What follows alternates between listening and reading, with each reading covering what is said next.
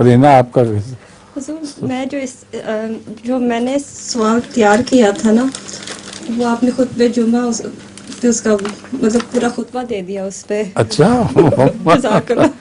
गलती की बहुत बेहतरीन जवाब मिल अच्छा गया। जज़ाकल्लाह। अस्सलाम वालेकुम हुजूर।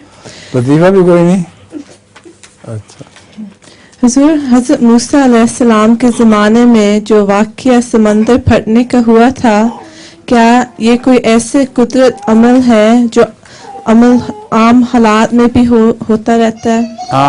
आम हालात में भी होता रहता है? आम हालात में वो होता रहता था, लेकिन वक्त की बात है किस वक्त वो हज़रत मूसा वहाँ से गुजरे हैं।